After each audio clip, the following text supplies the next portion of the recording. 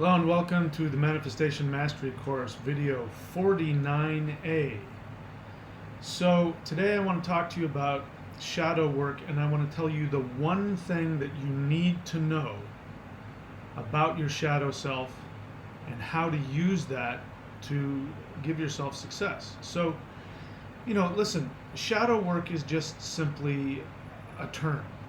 It's a term that is thrown around.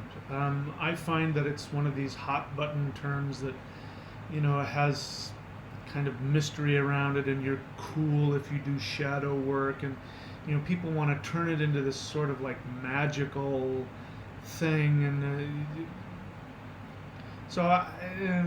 when I get that kind of vibe about it, people are like, yeah, I'm doing a lot of shadow work these days. Look, your shadow self, if you want to use that term, is with you 100% of the time and is making decisions with you 100% of the time.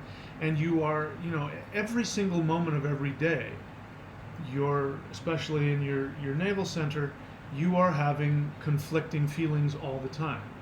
Love, hate. I like it, I don't like it. Lazy, motivated. Happy, sad, angry, forgiving. These things are constantly in you all of the time. And without light, there's with light there is darkness. You can't have light without darkness. So these are judgments. So let's be honest about what the shadow self is. Let's just take all the new agey sort of fluffy, spiritual. Let's just get rid of all that garbage. It just makes it a lot easier when we just realize, that there's a shadow side to everything, and that if we're really gonna get honest about what we call our shadow self. Our shadow self is the parts of us that we don't feel comfortable showing to other people. And the question is whether or not that is a realistic judgment. Now, this is completely depending upon the situation. If we were to go back in time, to the 1600s, the end of the Middle Ages, then just having a strong sexual, normal, healthy sexual desire would be something that you would have to stick into your shadow self, because you couldn't share that with anybody, because if you did, even up until the first part of the last century, up until probably the 40s or the 50s, if a woman had a strong sexual desire, then she was a nymphomaniac. And they used to lock women up for having strong sexual desires. So it's only a shadow self if you feel that you have to hide it. And we only feel we have to hide things if we feel guilty about them. Now, if we're talking about a true shadow self, a true dark side, and somebody that needs to keep their dark side hidden, then we would be talking about psychopaths. People who have this deep inner desire to cause harm to other people.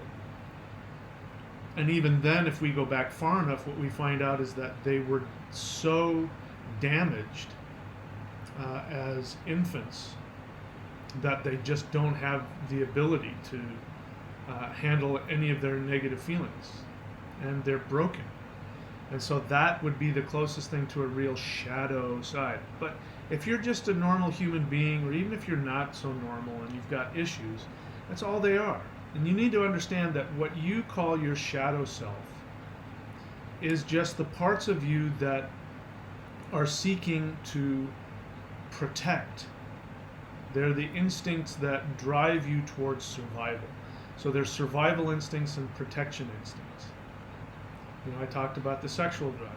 That can get people into a lot of trouble. That can cause a lot of damage and a lot of pain. So the more that you deny that part of yourself, the more likely you are that that will overtake you and cause problems. got to be careful what I say on this next part. There have been studies that have shown that men who are more comfortable with their sexuality and are allowed to express that and fantasize about it and all that are much more healthy in their interactions with women. But when men feel guilty about their sex drive, that guilt builds up, and that's when you start seeing men objectify women, say, do things that are inappropriate or downright destructive and harmful. And so what's really happening is that they have shame about their own desires, their own natural instincts, and because they aren't allowed to accept that and bring it into the light, they shove it into the darkness, and anything that is a true desire or instinct, you try and deny it, it just gains power, and then it will act out whether you like it or not. So in the next video, this is the number A video, you're going to go to the B video. And on the B video, I'm going to tell you the one thing that you need to know about your shadow side. That if you can take this one bit of knowledge and apply it, it's not necessarily going to be easy, but if you can apply it, then you never have to worry about having to do shadow work ever again. Because you can live with that and turn it into something not only positive for yourself, but positive for other people. Okay? So we'll get to that in the next video. Let me talk a little bit more before we get to that part. So, as we said, the shadow side is the part of you that you are unwilling, or you don't feel able, or you are embarrassed to bring out into the light. So you keep it a secret. Well, anything, when it's shoved away from fresh air, it starts to stagnate. It starts to rot.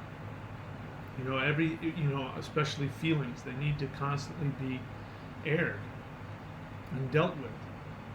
So the first thing that I would recommend is to take any of the judgment you have against any of your, quote, shadow side. Let me give you another example. Let's say somebody is really competitive. Like when they get competitive, they just destroy other people. If they want something, they will just go right past you for it. Now, if especially nowadays in the pseudo-spiritual, new agey thing, people talk about everything is love and light. Everything is love and light. In my experience, the people who talk about everything is love and light, absolutely, and I just had another experience to the nth degree of this. People who talk like that all the time and have a moral judgment about people who may have negative feelings like anger, sadness, pain. These are the people, in my experience, who are the most angry, destructive, vengeful, judgmental people that you'll find. So whenever I talk to somebody who's always talking love and light, and I don't go there and I don't lower my vibration to that, or if you're in a conversation with them and, God forbid you have a feeling about something, that happens with me. If I'm talking with somebody and somebody, let's say, says or does something that either I have a strong opinion about, or if I feel like I'm being, judged or attacked, you will hear emotion come into my voice, and I might say, "Hey, hang on a second. That's not fair. You can't talk about me like that." And I'm not yelling at them. I'm not throwing things. I'm not, I don't hate them.